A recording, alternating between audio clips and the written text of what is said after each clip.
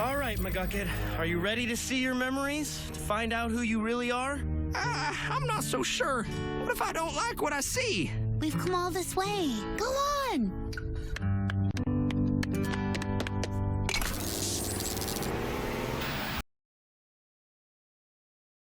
Hello, everyone, and welcome back to Pining for the Falls, the podcast where everybody would just like to forget one thing. At least one enough that we won't go absolutely insane with forgetting. Yeah. I'm Fire Princess Lily, and I'm joined as always by my good friend, Dr. Sea Monster. Hey, Doc, how you doing? I'm just fine. Have a pretty good weekend and just kind of taking it easy today. Cool. What'd you get up to? Not much. I visited my mom. We did Christmas decorating in her place. That was nice. Mm-hmm. Spent some time with one of our mutual friends. It's her birthday today. Nice. I don't think she listens to this, but happy birthday anyway. Let's see. I've been watching the Animaniacs reboot. Pretty good. I've not quite finished it, but I'm getting close to it. I haven't been like totally marathoning. I'm watching like 2 episodes a day, taking it kind of easy. There hasn't really been the episodes have all been pretty solid, except the Russia skit. That was bad. That was weird. It was it's like warmed over Russia jokes from the 80s, Yeah. but with Putin references. It was not good. Was not my favorite. No, but like the Pinky and the Brain skits have all been absolutely on point. Yeah, they're really leaning heavy on Pinky and the Brain, I feel like. Yeah. Episode 5 with the big game hunter is probably my favorite episode so far. Because it's got such a dark premise, but they do so much with it. Hello? Yeah, no, go on. Yeah, it's got with the big game hunter. It's got such a dark premise, but they do a lot with it, and it's got a great resolution. Let's see. Favorite Pinky and the Brain is probably the one with Julia. Oh, the Julia episode. Yeah, that was good. I'm sorry. Yeah. My brain is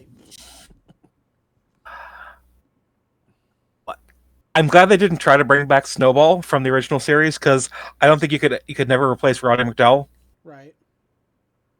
But I like that they made a new nemesis for Brain, and I think I don't know if she comes back this season, but I'm looking forward to seeing her come back eventually. I hope she does. Yeah.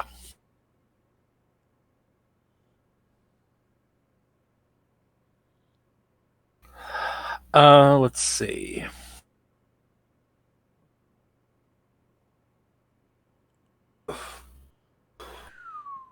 Wow. That's about it. What? Oh, I just found out about the Miss Marvel casting, and it is bad. Oh no! What happened? So, have you ever read the comic Miss Marvel, like the new one? I'm familiar with the character. I'm familiar with the character. Okay. Kamala Khan.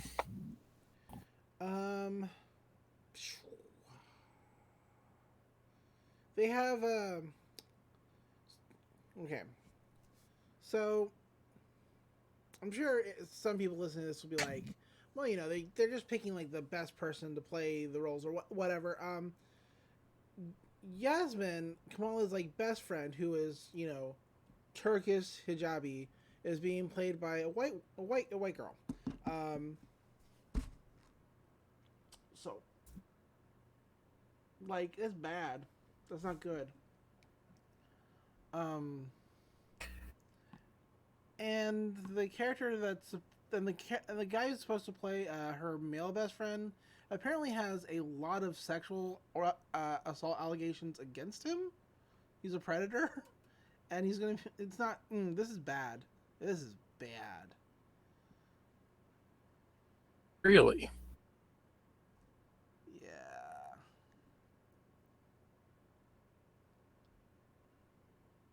Bruno Curley or Matt Lintz. Matt Lentz. Yeah, that's what I'm seeing.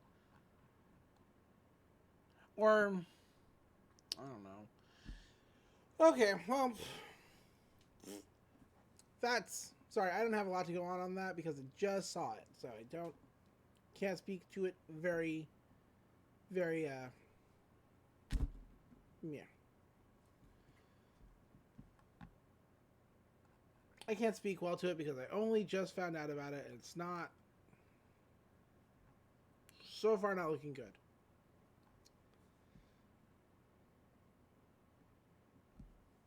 Anyway, I'm sorry. Did you have more to talk about? Andrew Broder.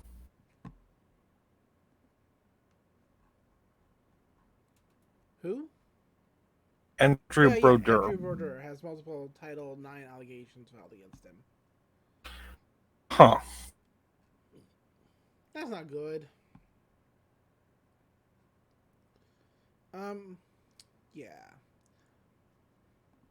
So we'll see. We'll see how it goes. We'll see if that is actually true. People are saying that it is. I don't see anything like coming up aside from Kamala's actress. Yeah, this I guess it's not confirmed. People have just seen them on set, and I don't think whoever's making this. I don't know. I have no idea.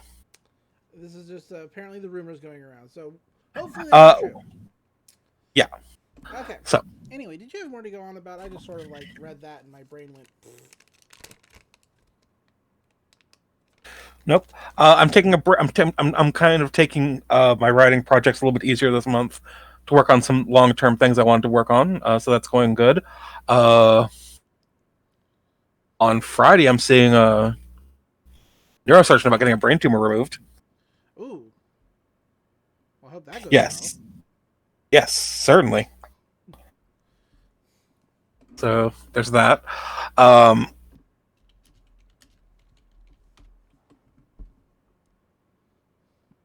If anyone's curious for detail, I won't. That's not necessary, but I can tell you that I have a pituitary tumor that they've decided to remove, and that's all there really is to it.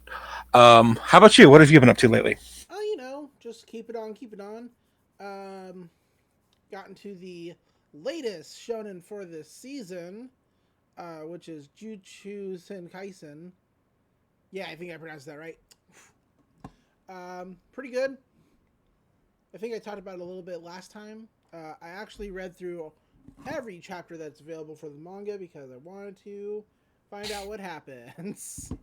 And I am enjoying that. Well, that initially I thought, well, okay, so the main protagonist is a kind of try hard, do well, sort of like happy-go-lucky character who has a demon inside him. Okay, so this is Naruto version 2.0, and it's going to go probably kind of like this, but it is not going anything like that. The main protagonist and the demon do not make friends at all. They are not friendly towards each other whatsoever. So I'm enjoying that because I kind of expected that to happen, and it didn't. So very cool. Let's see what else. DuckTales is being canceled, so I'm sad about that. Unfortunate. Yeah. Which it's Disney. Like Disney's like, this show is not doing well in ratings. Well, you moved it to Disney XD. I don't. Yeah, they move shows to Disney XD when they're done with them. Pretty much, and then they say, oh well, your ratings aren't very good, so it doesn't make sense to renew you. But man, you did it. You did this to them. This was No, they know. They were done. They were done with the show. Disney moves things to Disney XD when they are done with them. It's been that way for like 15 years. Ever since Toon Disney became Disney XD. I get that. But Like that is how networks work. When they're done with a show, they put it in a bad time slot and then say, "Oh well, it's getting bad ratings, yeah, so we're gonna cancel it." It's it's sucky. that's one of those things that people do that like they do something kind of shitty as a pretense for doing something else shittier. Hmm. It happened to Rise. It happened to Rise of the TMNT, which was It's happened to I know it's happened to a lot, but I'm just saying, like recently. yeah, like recently, yeah. Um, Happened to Legend yeah. of Korra pretty hard. Oh yeah. At least, Bright had got them to sign a contract for 4 seasons, so they could like give it a pretty decent story. Oh, it is December, which means it is almost the anniversary It is of. It's also the anniversary of the biggest, the most famous Kurosami tweet. Uh, or comment on Tumblr. Comment on, it was a comment on Tumblr. Popping the biggest bottles, Yeah, it's almost the anniversary of popping the biggest bottles. which which I almost like more than Kurosami being canon because I'm an asshole, but not quite, not quite. The Schadenfreude that just gets better every year. 12 days. Days. The longer it goes on, the better the Schadenfreude gets. Yeah, we are actually supposed to record a Trigger podcast on that day. So Cool. we might mention it. I will. Only because I will. anybody listening to this who would be like, well, you should probably just let that go. Like, No. no. I see where they're No. coming from. But here's the thing: the person who made the biggest bottles post, popping the biggest bottles when Makora gets confirmed, their Tumblr header still reads, "Makora will never die." So I'm not the one who needs to let something go. It's almost sad. Almost. Hey, if they're gonna if they haven't let go of it, I won't let go of it. Exactly. That's what I'm getting at. Let's see. So we're all excited for Kurosami month. Enjoy it a whole lot around here. By us I mean me. And just the podcast in general. Let's see. DuckTales got canceled, which is sad. The latest episode of that was pretty good. It was their Christmas episode, and I definitely felt my heart strings getting tugged on. So very cool, very good. Explained Scrooge's history with Santa Claus, and it was great. I enjoyed it. Scrooge almost ruins Christmas. Comes this close. It was bad. It was a good episode, but him almost ruining Christmas, bad. Not good. Let's see. What else? Wrestling was insane last week. Yeah. Literally insane. Like, I don't know what they're doing in the WWE. I never claimed to because I don't watch it. Why don't I watch it? Well, because Vince McMahon's a total shitbag. And so until he's either no longer profiting off of the product or is dead, I will not watch WWE. Let's be honest, Linda is almost as bad. No, she's worse. Okay, worse? All right, I'll give you that. Worse or just as bad. They are.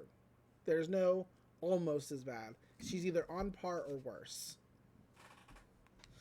So until they're both dead, I won't be watching the WWE. That's just how that goes. But AEW is doing something absolutely insane.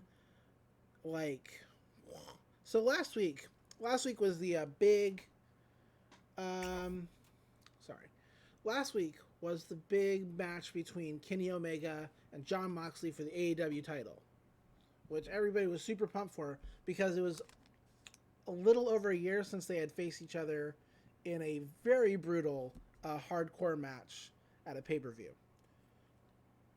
And Jon Moxley had won then. And so people were like, can Kenny Omega win now in a legal non-street fight hardcore match? Can he pull out a win? Because facing Jon Moxley in a hardcore match is just asking to get your ass beat in the worst way. I've probably talked about this match a little bit before. This is the match where they like suplexed one another into like a bed of barbed wire.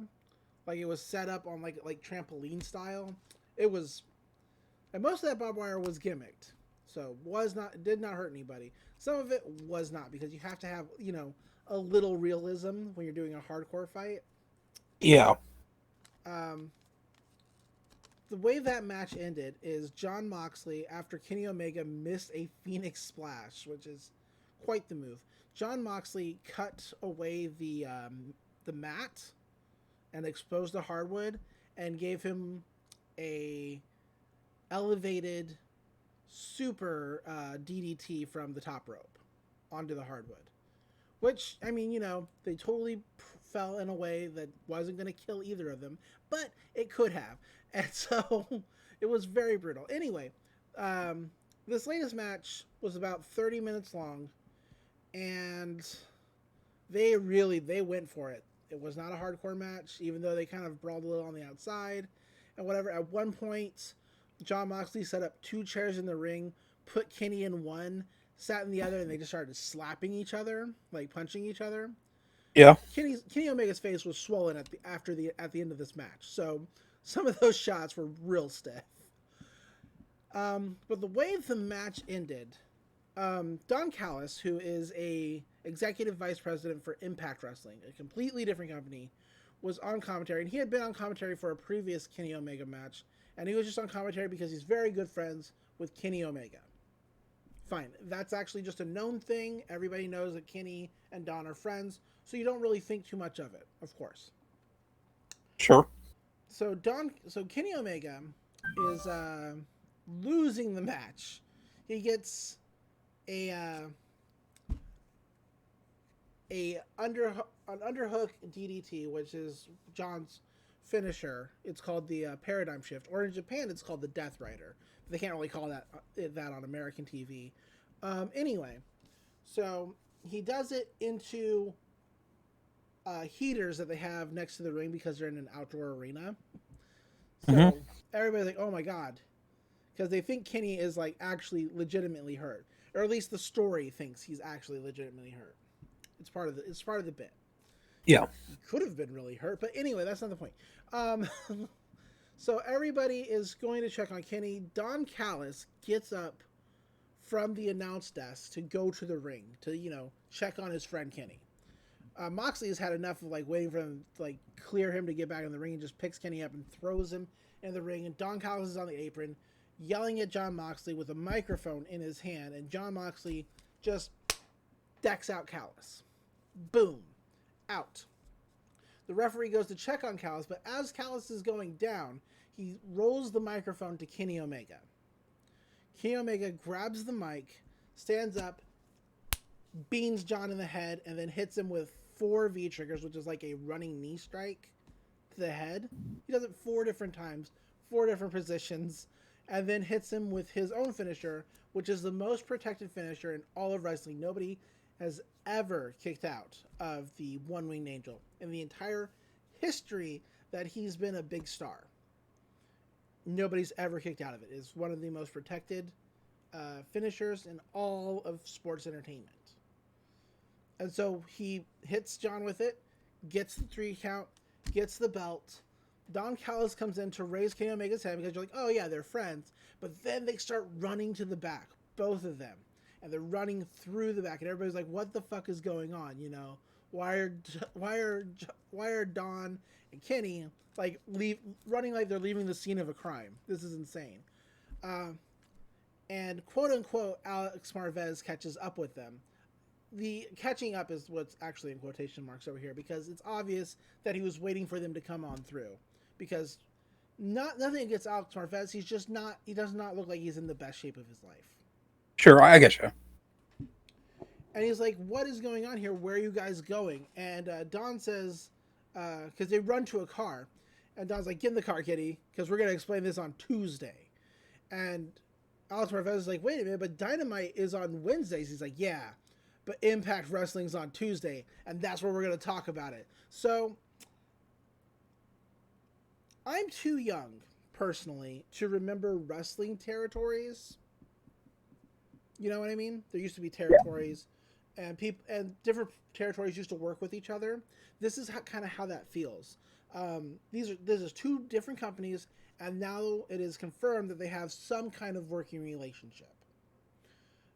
The extent of this working relationship, will we get a bunch of matches like that are cross promotional? I'd like to think so.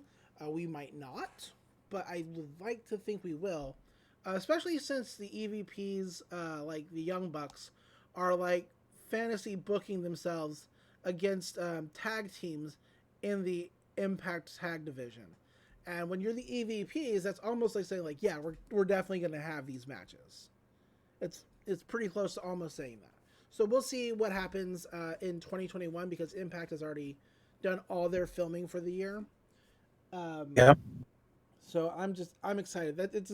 It's crazy because to go back to WWE for like just a second, they have made the industry in such a way that wrestlers can show up in other promotions, but generally you wouldn't see other promotions show up in other promotions, if that makes sense. Yeah, I gotcha. Yeah, like they've like sectioned off wrestling so that everybody has to like, keep everything to themselves because otherwise it could be bad for them personally. So the fact that two companies are coming together to work together is insane. It hasn't been seen in wrestling since the days of the territories. So it's really cool. There are whispers that Tony Khan, who's the owner of AEW, is speaking with Rocky Romero, who is very important in New Japan Pro Wrestling, about working with them too, which would be, oh my, like, if we, because it's all in Japan, so after the pandemic, if we could get, like, several of the New Japan guys to come do matches at AEW with some of, like, the people there, or some people from AEW over there to, do matches, it would be just beneficial for both promotions. Not that New Japan really needs help, like, in their market, but they're having a hard time breaking into the American market. Right. So that just benefits them. Also, I really just want to see Hiroshi Tanahashi wrestle anybody in AEW. He's so good. Oh my gosh. And I mean, I've seen Chris Jericho and Jon Moxley wrestle in New Japan because their contracts allow them to do that. But it would be fun to see New Japan people come over and do the same. Chris Jericho is trying to push for it super hard. And, I may not like Chris Irvine, the person, but Chris Jericho's fun. Chris Irvine sucks, though. That's Jericho's, like, out of the ring name. His, like, legal name. Wait, so which one sucks? His actual who he is, Chris Jericho, also known as Chris Irvine. Chris Irvine's like his legal, like, when he signs paperwork, it's Chris Irvine. It's not Jericho.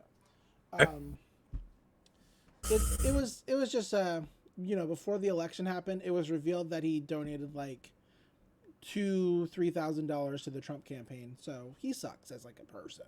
Yeah. But, okay. But that was wrestling. Wrestling was insane. They're really teasing Abaddon versus Sheeta for the women's title, which will be just great. Sheeta's a monster in that she's literally she crawls out to the ring. The cameras go all screwy when she does it. Blood drips from her mouth. She's a literal like monster character. And so it's really fun to see Sheeta like acting like she's like afraid of this person. I'm enjoying it. I wouldn't mind Abaddon being champion. So we'll see how that goes. Anyway, do you want to talk about Gravity Falls? I've been rambling here for a bit. I'd love to. Cool. So this week we watched season 2, episode 7, Society of the Blind Eye, and it is all about one of my favorite characters, Fiddleford McGucket.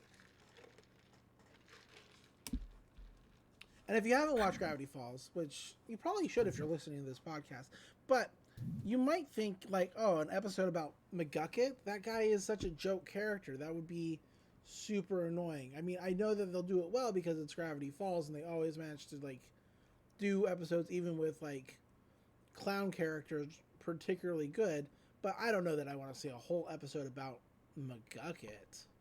And I do. Yeah, that's what we all thought. That's exactly what we all thought. But wow, what this episode is, well, it makes you feel terrible for McGucket. We open on Greasy's Diner. Lazy Susan is just locking up. She's singing the lock-up song. She's chasing possums out with a broom. And she's also chasing McGucket out with a broom. She's like, this is ridiculous. She locks up, and she's walking outside when she runs across a bunch of gnomes trying to steal a pie from a windowsill. They're like, what? She's like, what? The gnomes are like, come on, live with your knees. If I go 1 hour without eating, I want to resort to cannibalism. They say hello to Lazy Susan, who's just watching them, and she just shrieks. She's like screaming. She's like, little magic man. And she's like, what does it mean? What do I do? She calls 911, and she's like, I'd like to report something. I'm at Greasy's Diner. You won't believe what I just witnessed. And as she's talking to the police, 2 cloaked figures walked up behind her and put a bag over her head and dragged her away. Starts screaming. There's a 3rd cloaked figure, and he just says, "It is unseen." And we get a picture of a logo that's been framed on the wall. We go back to the gnomes. They're like, they've got the pie. They're like, all right, well, back to pie. Gnomes don't care. Gnomes do not care. Jeff, who's the leader of the gnomes, says, I was this close to eating you, Steve, which is pretty good. We go through the title sequence, which always a banger, always enjoyable. And we cut over to Dipper, who's like, who is the author of the journals? He's got pictures of suspicious townfolk. He's made an entire Charlie Day board about this. And he's like, all right, author, who are you? And he's chewing on a pen. He chews on it so hard, it breaks in his mouth. He's like, ugh. He's apparently done this with a lot of pens. Mabel walks in. She's like, hey, bro, look what I got. And he's like, hey, filthy green bottle. Yay. He's like, yeah, it's a message from Mermondo. Remember Mermondo? He part fish, part shirtless guy. What if he wants to get back together? He's like, I want to get your hopes up, Mabel. He's like, too late. Already up. Hopes way up high. And so she opens the letter, she starts reading it, and it's like, Dear Mabel, so far so good. It's like, it is with a heavy heart. Okay, so far so good. I must inform you that I'm getting married. And there it is, says Dipper. She's like, and she continues reading. In order to prevent an undersea civil war, arranged wedding with Queen of the Manatees. Oh, and it is a manatee in a dress, in a crown. Mabel's like, oh, she's so beautiful too. Oh, this can't be happening. And Dipper's like, maybe we'll get over him eventually. She's like, you don't understand, Dipper. On the first day here, I made a page for summer romances. And look at my luck. Turned out to be gnomes, child psycho, made out with his own hands. These are just pictures of like the gnomes, Gideon, and then Gabe, who is just terrible. I hate Gabe. The puppet guy. And she's like, and now I wish I could just forget about him forever. She tapes a picture of Mermondo and the Manatee Queen to her summer romances page and writes failed on top of it. And Dipper's like, hey, if it's any consolation, my summer mission isn't exactly a huge success. I'm still trying to find out the author of this journal. With the laptop smashed, I've lost any lead of finding him. And she's like, wait a minute, Dipper, look. It's like, what, through the bottle? It's like, just do it. He looks through the bottle, and it magnifies in on a little tag that says McGucket Labs. He's like, wait, old man McGucket? And she's like, Dipper, you don't think He's like, no, it couldn't be. That doesn't make any sense unless this matches with this, and this goes over here. This is mean, oh my god, old man McGucket wrote the journal. He's like, he's worked out his Charlie Day board to make it make sense. We cut over to the gift shop of the Mystery Shack, and Zeus is sweeping. He's singing along to a song, dancing around, and Wendy's like, I hate this song. I cannot get this terrible song out of my head. And he's like, what, you mean Straight Blanching by Little Big Dog? Is the catchiest song of the summer. She's like, what is blanching? Rappers can't just make up words. To which Zeus says, rappers are visionaries, Wendy. If they told me to eat my own pants, I would do it. And the song says, eat your own pants, eat your own pants. And Zeus is like, well, I guess I have no choice. And he starts taking off his pants. That's when Dipper and Mabel break in. And Dipper's like, Wendy, Zeus, we need to go see Old Man McGucket. We'll explain on the way. And they pull them all away. And Gretel says, like, hey, what about work? Kids! So why is Zeus eating his own pants? It's like, it's good. We cut over to the junkyard. And they start calling for Old Man McGucket. Zeus has said, here, hillbilly, Billy, Billy, Billy. It's pretty good. We see the two friends whose name I can't remember. They're Wendy's friends. Can't remember their names. The two of them. Like, you remember Tambry. You remember the other guy. Thompson. These two, no idea. Can't remember. But they're spray painting McSucket on Old Man McGucket's shanty, which is covered in dead possums. Do not like that. And they said this took an hour's worth of work, but it was worth it. And that is, like, sad. Old Man McGucket chases them off with a stick. He's like, get out here, you salt-licking, hornswaggling McSucket. They got me good. It's like visitors. He invites Dipper and the gang in, and they're like, come on in, don't mind the rust. You're just in time for my hourly turf war with the hillbilly what lives in my mirror. And he's just yelling at his own reflection. It's pretty bad. I mean, it's good, but it's sad for him. Dipper's like, you can cut the act, old man. I know you're the author, that you studied the mystery of this town and wrote it in this book. And Wendy's like, yeah, man, you're the genius that Dipper's been looking for all summer. And Fiddleford's like, genius? I'm no genius. I never done nothing worthwhile in my life. Everybody knows I'm a no good nobody. I just remember, I can't remember what it used to be, but it must have been big. It must have been a big failure to end up like this.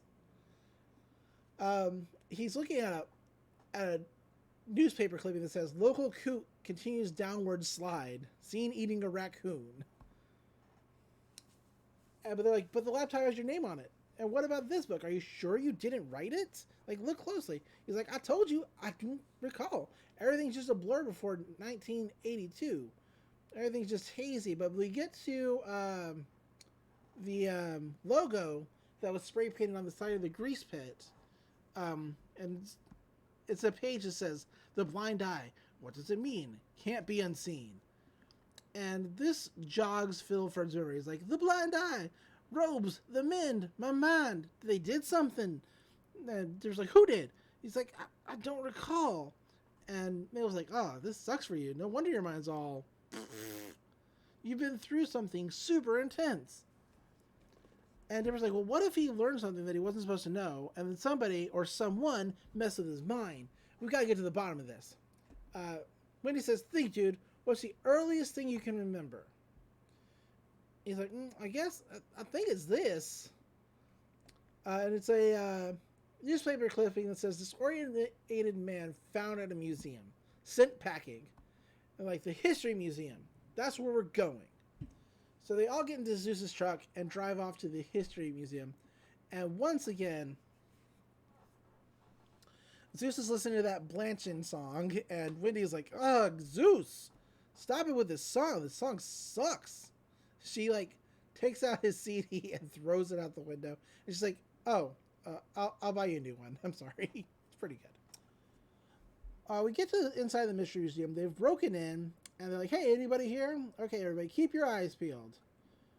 Wendy notices that Mabel's being a real downer. She's like, hey, what's going on? You just walked by a cat without petting it. And she's like, oh, Wendy, everything I looked at reminds me of my failed romances. That formaldehyde heart, that romantic diorama, this poster of my most recent ex-crush. It's Gabe. He sucks. I don't like him and his face. I'd like to point out that when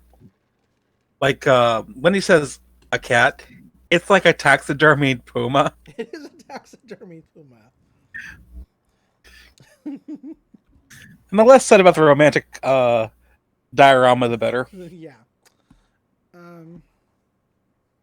She pulls down the gay poster, and there's a poster of several times. And she's like, oh, come on. They're still looking around when Zeus spots a robe-wearing person down the hallway. They're like, oh, who is that? Who's there? And so they chase after him, and they get to an empty room full of eyeballs. And McGucket's like, he just vanished like my kettle full of corn. I'm like, this doesn't make sense. Where did he go?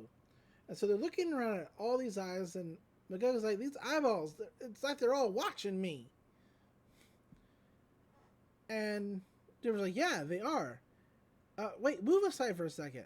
That's when he notices a stone tablet that looks kind of like the blind eye logo, and he presses on it, and it opens up a secret staircase hidden by the fireplace.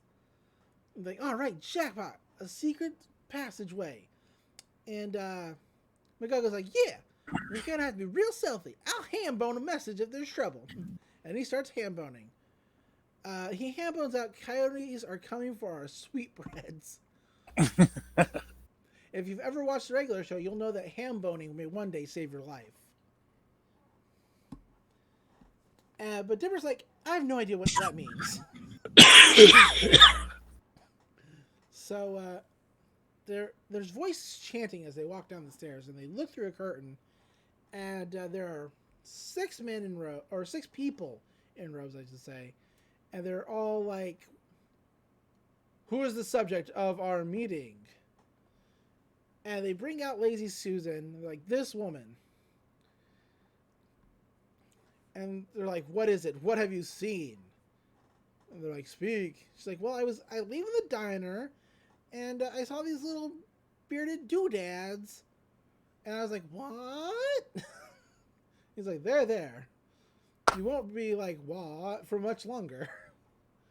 Everybody, like, pulls on their robes. And this guy starts fiddling around with this contraption.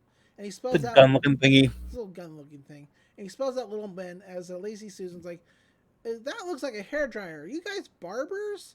And then she's suddenly blasted in the face with a ray. And he turns around and he says, Lazy Susan, what do you know of little bearded men? And he's like, my mind is clear. Thanks to the Society of the Blind Eye. It is unseen, they all shout. And like, oh my gosh, they erase Lazy Susan's memory. McGucket ham-bones out the words "oh" and then a bunch of symbols. Which Don't is curse, kids. it's probably the best gag in the episode. Yeah, it's pretty good.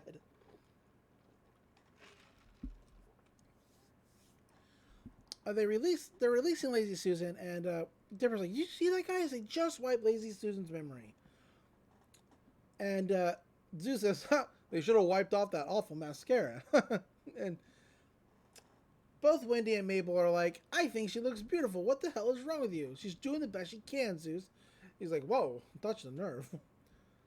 But we cut back over, and she's like, Lazy Susan, how do you feel? She's like, I feel great. I can't even remember what was wrong or what I'm doing here. Or if I'm a man or a woman. And the guy in the robe says, your memories will be safe with us. He opens a canister, writes Lazy Susan, and we find out that Lazy Susan's full name is Susan Wetworth. He puts it up a pneumatic tube and sends it away somewhere else. Luckily for the twins in the gang, they're actually right under the tube where the thing's going. So the meeting gets adjourned. Everyone's like, I'll see you later. And they like leave. And so Dipper and the crew walk out and they're like, the secret society of evil mind erasers. I bet they have reached your memory a long time ago, McGucket. And if we can find where your memories have been hitting, then it could be the key to unlocking all the mysteries of Gravity Falls. All right, Mabel, Wendy, you two stay here and make sure those robe guys don't come back. And Wendy's like, yeah, girls club. Zeus, you, me, and McGucket, we're going to go find the Hall of the Forgotten. And Zeus gets his hat sucked up through the pneumatic pipes, and Dipper's like, follow that hat.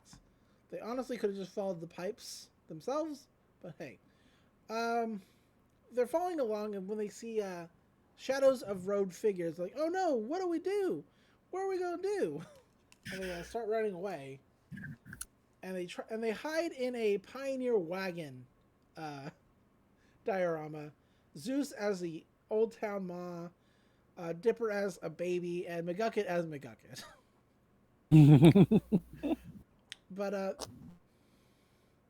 the Society of the Blind Eye members come and look at the diorama. They're like, They try to fix McGucket's eyes, but they keep going back to like, man, these are really poorly made.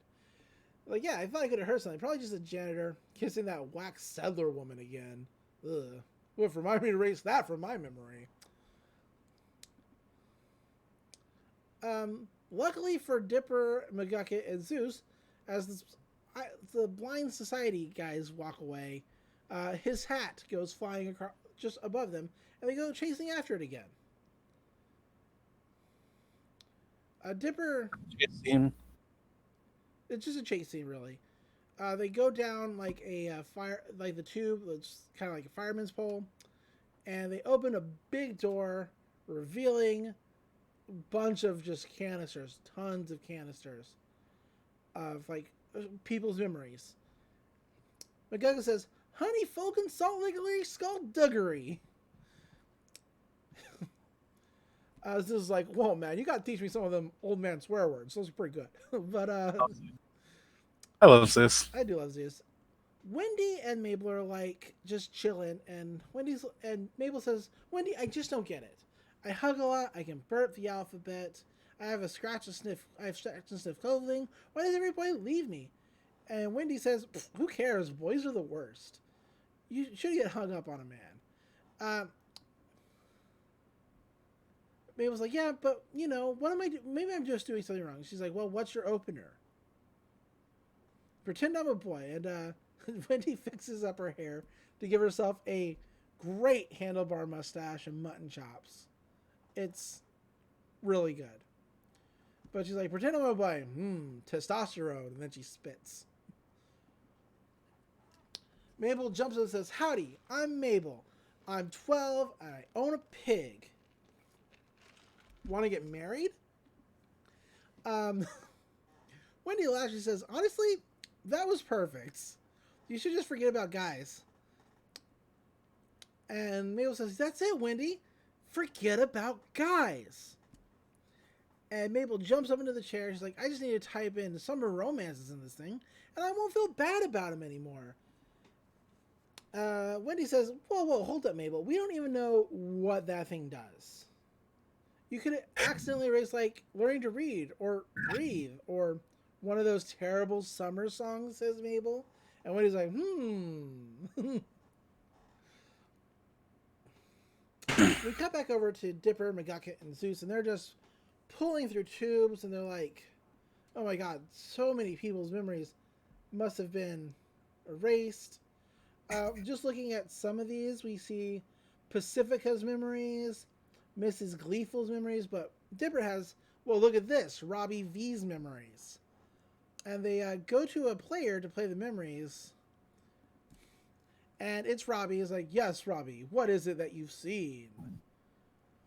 He's like, "So I was attacked by like, a magic kung fu guy that was like throwing fireballs at me. I kicked his butt, though." "Robbie, speak honestly." It's like, "I was saved by a 12-year-old boy." But Dipper's like, "I don't get it. Why are they erasing people's memories? This doesn't make any sense." McGucket says, "Hey, fellas, look over here. It's those words what people call me." And it's a tube that says, McGucket's Memories. It's next to Preston Northwest Memories and Jeffrey Canuck's Memories. I don't know who Jeffrey Canuck is, but we know who Preston Northwest is. They're like, oh man, we did it. We found your memories. So they grab it, and unfortunately, this sets off an alarm. Well, a silent alarm, I should say. Nope, not so silent. We cut back over to Mabel and Wendy. Mabel's typed in summer romances, and Wendy's like, I don't know, are you sure this is a good idea, Mabel? She's like, all ideas are good ideas. The alarm is going off. They're like, hey, you hear that? Honestly, all ideas are good ideas when you've had enough maple juice. Yeah, pretty much. We cut back over to McGucket, who's like, the alarm in my brain, it's a ringing again. But it is actually just an alarm. And that's when Society of the Blind Eye members run in, and they're like, who's there? Get back here. Zeus and Dipper run away, and the Blind Society guys chase after him, because McGucket has scrap-doodled his way behind the statue. He's like, oh, you really tarred it up now, Philford. This is all your fault. Why does my beard have a bandage? Does that even make any sense? Why has nobody pointed this out? It's pretty good. Dipper and Zeus have managed to hide behind their own statues, but they get caught. Zeus says, are we playing Guess Who? I know that's you, Dipper. Such big, strong hands. Ah! They get pulled into the darkness. Wendy and Mabel have also been caught. Everybody's tied up. And they're like, you shouldn't have come here. We do not give up our secrets lightly. Wendy says, who are you bathrobe-wearing freaks? Why are you doing this? And Mabel's like, yeah, what's up with your creepy British accent? He's like, well, since we're going to erase your minds anyway, we can reveal who we are. The first one to pull back their robe is Toby Determined. And then it's Bud Gleeful, the farmer guy, the guy who married his own the woodpecker. How's that marriage going, by the way? He's like, oh, great, not great. It's like, and you've never met me before, so if you had, you wouldn't remember. This guy is, he's got a scar, like, I don't know if this is a tattoo or a scar. I assume it's a scar because the eye that is on is pink. It's like an X, and he's got a bunch of tattoos about, I suppose, where things are located in the brain. Which I don't know how accurate that actually is. He's like, I am the blind man, and we are the Society of the Blind Eye. Also, the bouncer from the bar. He's a member. And some woman I don't know. He's like, formed many years ago by our founder. Our founder does anybody remember who he was? Bud Gleeful says, well, we've been using that ray on our own brains an awful lot. And Dipper's like, why would you do this? What do you have to gain from doing this? He's like, as you have no doubt discovered, Gravity Falls is a town plagued with supernatural strangeness. No one knew how to stop the things that went bump in the night, so our founder invented the next best thing.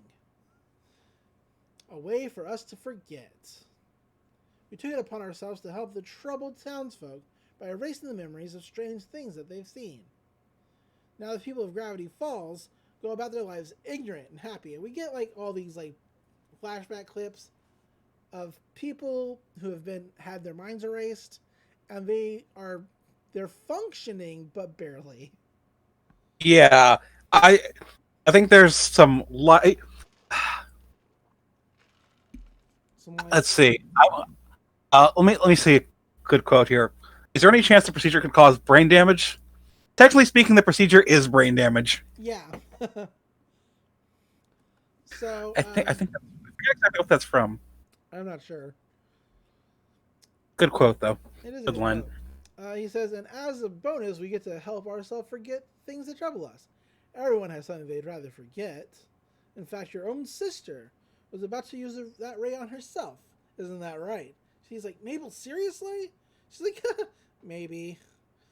It's like, don't you see this is ruining lives? What about old man McGucket? His life is, he lives in a hut, and that's all thanks to you.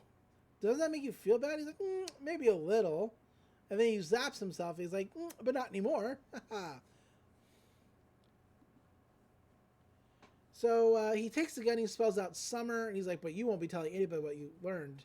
Say goodbye to your summer. Like, guys, Zeus says, guys, if we're going to forget everything, I got some stuff I want to get off my chest.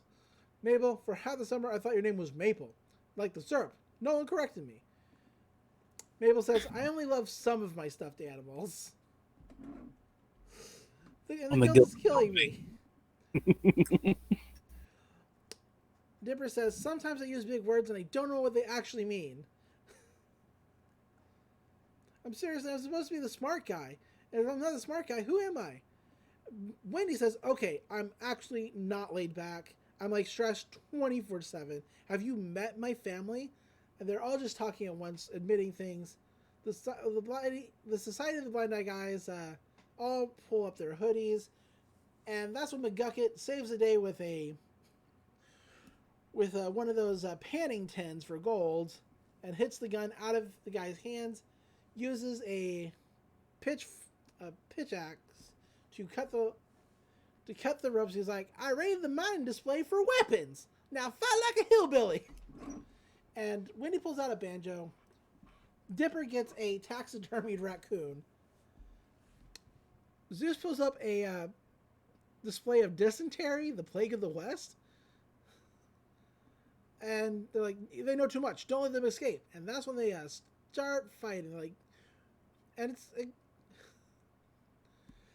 Wendy's beating people with the banjo, but Zeus is just chasing one of them with the sign of the dysentery. He's like, dysentery's gonna get you, dog. Dipper sees McGucket's memory. He's like, we gotta get that. And the bouncer tries to punch him in the head. And he punches through the wall. He was going to kill Dipper. Oh, yeah. He was just going to kill him. A Society of the Blind Eye member picks up the McGucket tube. And he's running away with it when Zeus stops him with dysentery. He says, you can never defeat the power of... And that's when Mabel sucks up his clothes. And he's just wearing underwear. It's like, all right, I don't wear nothing under my robe. And I'm not going to apologize for that. Maybe you should apologize for being a bunch of prudes. And like, ew. This is like, I want to erase that now. Time to erase that forever. That's when the guy with the tattoos smacks into Zeus, grabs the gun, and he's like, give me the tube. They're like, never. They once again throw it up through another pneumatic tube, and they're chasing after it. And it's like, that memory belongs to McGucket. And it's like, no, society's secrets belong to us. And, well, Dipper gave it a good shot, but he gets tripped, and the guy manages to grab it before Dipper can. He's like, soon this will all be nothing but a dream to you. Say goodbye to your precious memories. And he starts to fire up the gun, and that's when McGucket jumps in the way, and then he's like, McGucket, you took a bullet for me. And he keeps getting zapped. He's like, oh my gosh, are you okay? He's like, okay as I'll ever be. They're like, why isn't this working? And he keeps shooting McGucket. And he's like, you've hit me with your best shot, Baldy. But my mind's been gone for 30 odd years. You can't break what's already broken.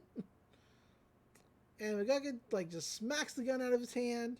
He's like, say goodnight, Sally. And he headbutts this guy and knocks him right out. It's pretty good. It's really good. I like it. They tie up the society guys, and Mabel's like, it's not so fun being tied up, is it? Hey, you want to draw their faces? They're like, what?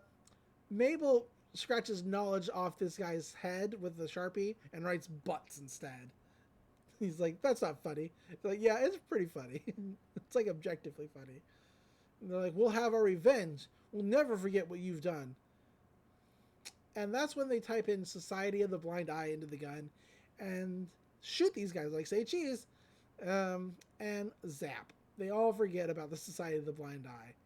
They're like, thanks for visiting the museum for Gold Miner Appreciation Night. They're giving Old Man McGucket money. and the tattoo guy just walks out. He's like, I'm sorry, but what is my name? Where am I? He's like, oh, we might have overdone that one. Mabel jumps and says, your name is Toot Toot McBumbersnazzle.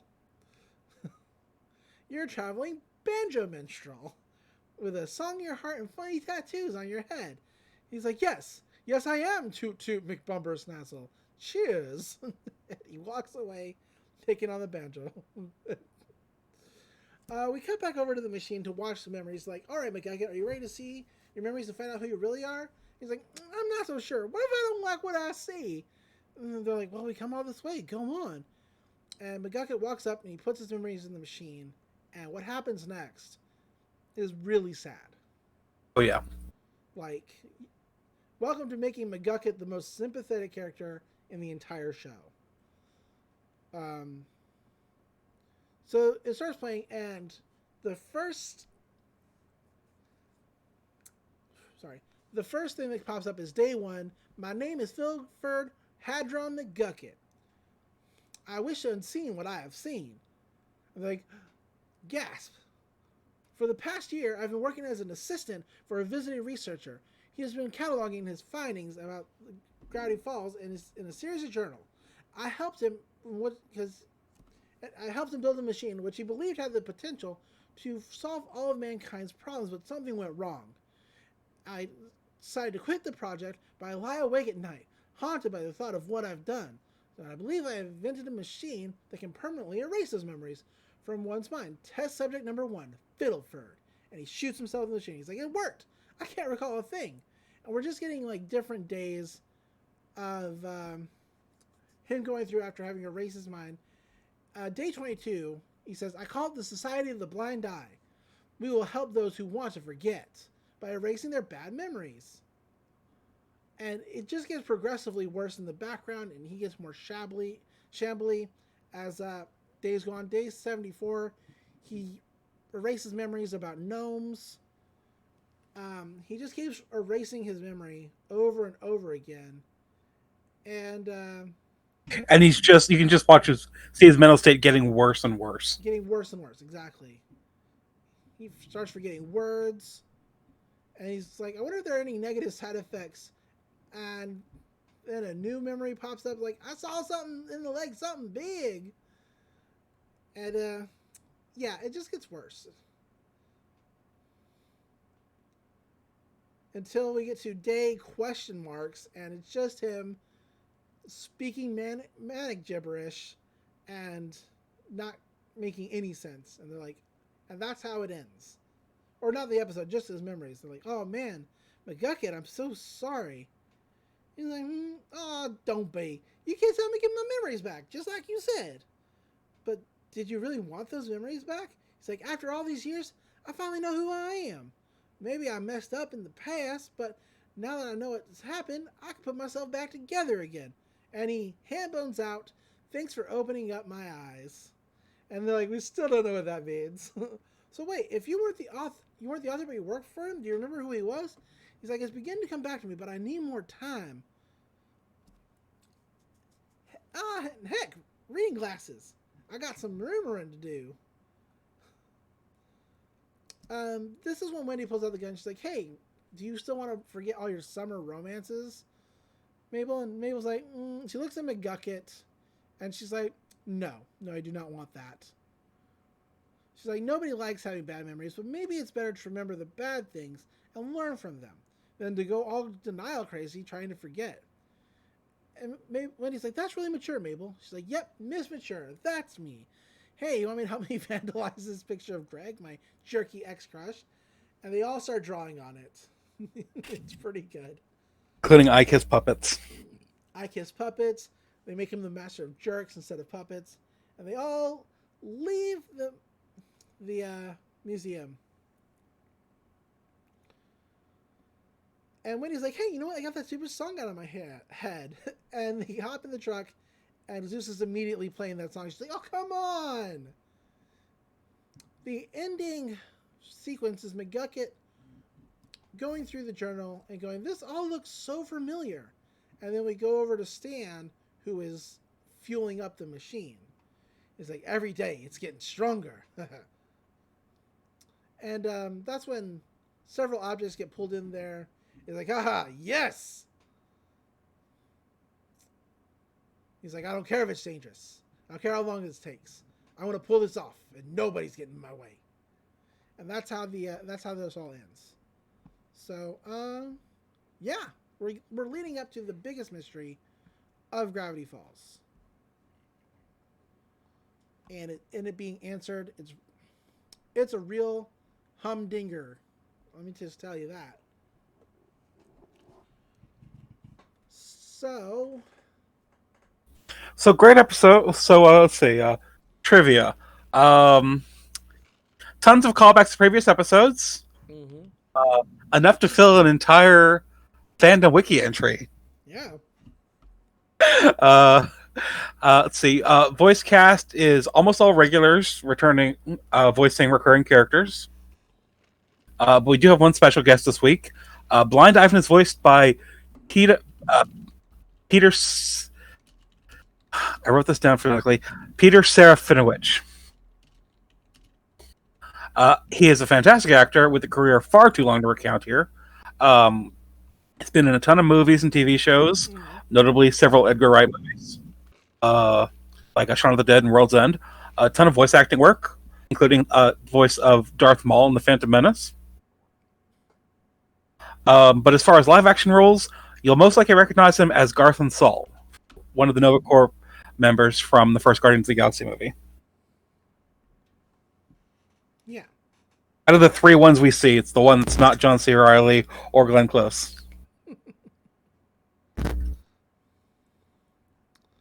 That guy.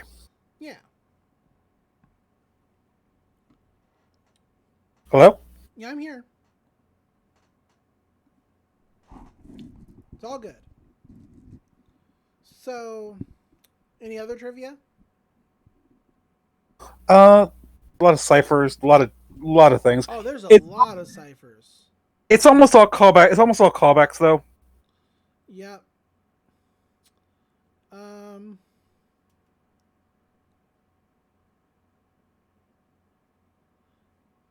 So the cryptogram for the journal about the blind eye, when you decipher, it says, if my suspicions are correct, this is the work of Fiddleford. Does he really have to go to such great lengths to forget? And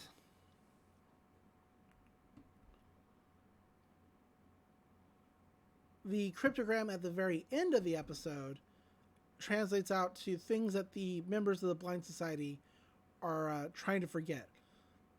Or,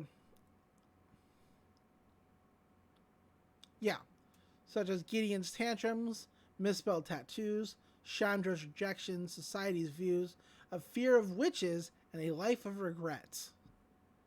These are all things they are trying to forget. Yeah, each one pertains to a different Blind Eye Society member, and the last one's about McGucket.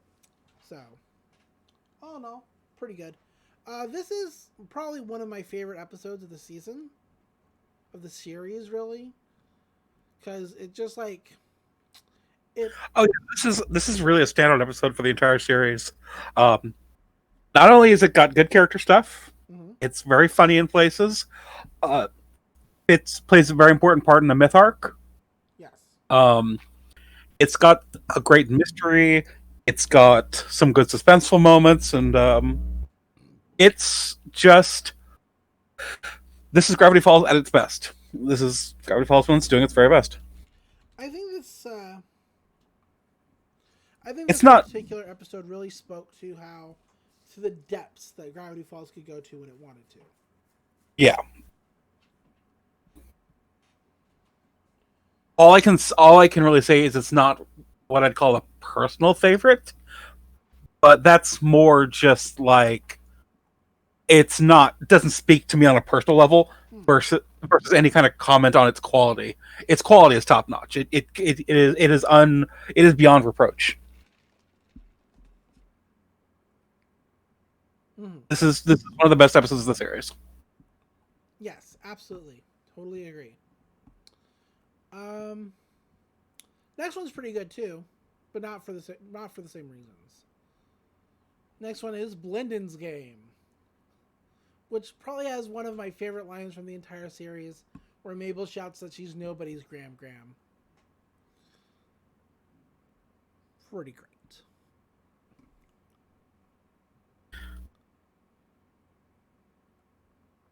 Yep. I mean, from the point of her perspective, from the point of view of like a time traveler, she's somebody's Gram Gram. I mean, possible. Who knows? I wonder what the memories they erased of Pacifica's. I guess probably the Lilliputians. Possible. Or it could have been anything at any time. You know, that's kind of the point. It's like this is why nobody remembers any weird shit. Yeah, because these people are going around just fucking shit up. Yeah. But all in all, great episode. Really like it. Always feel really bad for McGucket this episode.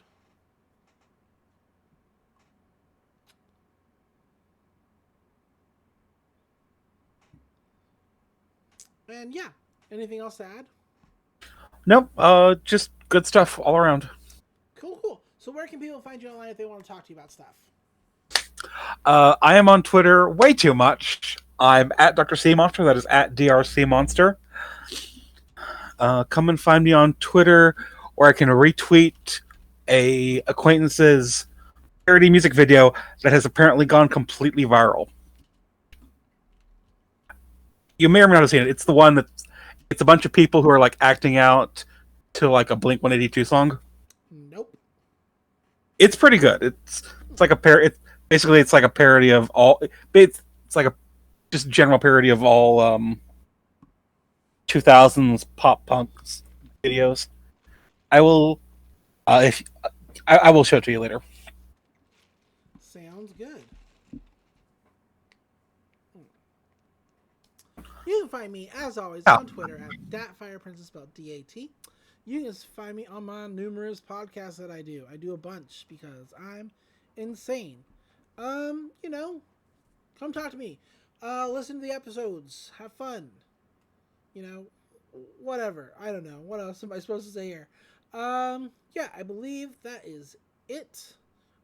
Oh, I guess normally I list one of the podcasts that we do.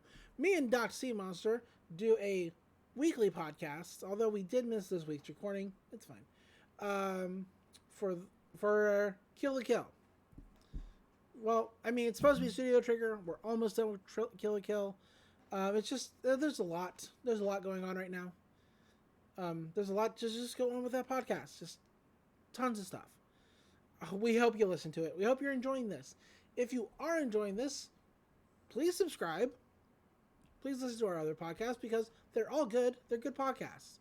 And yeah. And we will answer questions left in the comments on videos or comments directed to us on Twitter. I mean, the only comments we've gotten so far on videos were people trying to like advertise stuff. Yeah, but I mean, like actual, like if you ask us questions, we will respond with questions. We do. We respond to questions. Anyway. Okay. I'm pretty sure I just said if you ask us questions, we will respond with questions. The questions will just continue. Appropriate for Gravity Falls. Yes, absolutely. All right, folks. Until next time, remember. Reality is an illusion. The universe is a hologram. Bye, Gold. Bye! Bye! It's all so familiar. It's almost like I can remember. All right, you're getting closer. Every day it's getting stronger. Ah! Yes! Ah! I don't care if it's dangerous. I don't care how long it takes. I'm gonna pull this off, and no one's gonna get in my way.